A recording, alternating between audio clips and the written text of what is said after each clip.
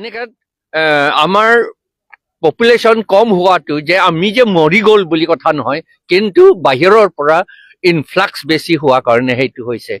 6th schedule আণ্ডাৰতো non tribal মানে খিলঞ্জীয়া অসমীয়া আদিবাসীসকলক বাদ দি পেলাই নন ট্ৰাইবেল সকলৰ কাৰণেহে আছে। কি কয়, নন ট্ৰাইবেল সকলে তাত থাকিব নোৱাৰে, মাটি পটাও ল'ব নোৱাৰে আৰু ইলেকশ্যন কাউন্সিলৰ ইলেকশ্যন ভোট দিব নোৱাৰে, এনেকুৱা আছিল। আকৌ কণ্টেষ্ট কৰিব নোৱাৰে। কিন্তু এতিয়া তেওঁলোকে বেছি হোৱাৰ কাৰণত এতিয়া বাংলাদেশৰ পৰা অহা জনো কণ্টেষ্ট কৰি ইলেকশ্যন জিকিছে, বিহাৰৰ পৰা অহা জনো কণ্টেষ্ট কৰি ইলেকশ্যন জিকিছে, আৰু আমাৰ অৱস্থা এতিয়া কাঠিল এতিয়া।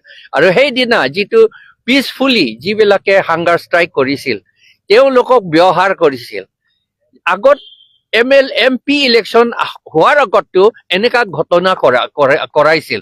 তেতিয়া কাউন্সিলে কৈছে 21 তাৰিখৰ ভিতৰত আমি এভিকশ্যন কৰিম বুলি ক'লে, কিন্তু 21 তাৰিখ নহয়, এতিয়া 2 বছৰ পাৰ হৈ গ'ল। আৰু এইবাৰো আকৌ MLA ইলেকশ্যন আহি আছে। সেইকাৰণে একেই আমাৰ মানুহ যেতিয়া পিচফুলি যিটো হাংগাৰ ষ্ট্ৰাইক কৰিছে তেওঁলোকক লৈ পেলাই তেওঁলোকক যিটো 22 তাৰিখ তেওঁলোকে টক্স হোৱা কথা আছিলে কাউন্সিল আৰু সেই হাংগাৰ ষ্ট্ৰাইক কৰা সকলৰ লগত, কিন্তু 22 তাৰিখ 21 তাৰিখ মৰ্ণিং at 3 AM। আৰু সেইটো সাংঘাতিক কথা, পুলিচসকলে মাইক লগাই আহি কেৰল গান গোৱাই পেলাই একেবাৰে কেৰল ডাঙৰ মাত কৰি পেলাই আহিছিল। কোনোবা কেনেকে কৰবাত আছে জানো মানুহক এৰেষ্ট কৰিবলৈ যে খ্ৰীষ্টমাছ গান গায় আৰু মাইক লৈ পেলাই হালা গোলা কৰে বুলি? কেতিয়াও নহয়। কিন্তু কিয় এইটো কৰিলে? আচলতে তাত এটা অশান্তি চিচুৱেশ্যন সৃষ্টি কৰিবৰ কাৰণেহে এই তুলিৰাম ৰংহাং আৰু বিজেপি সকলে কৰিছে।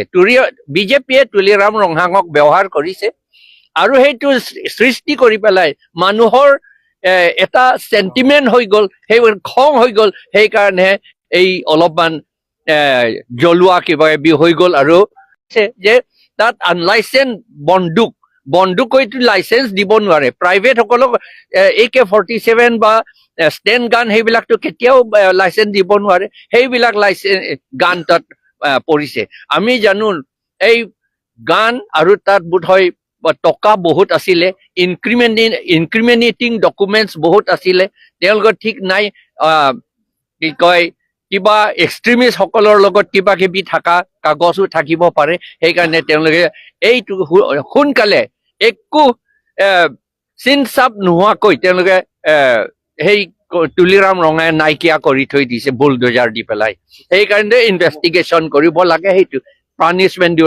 সঞ্জয় দত্তক যদি এই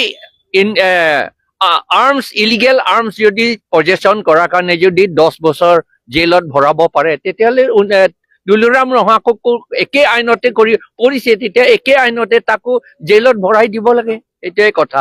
আৰু আমাৰ 6th শিডিউল মতে আমাৰ কাৰ্বি আংলং, ডিমা হাছাও, ৱেষ্ট কাৰ্বি আংলংটো আমি শাসন কৰিব লাগে। 6th শিডিউলটো কেতিয়াও ভাঙিব নালাগে।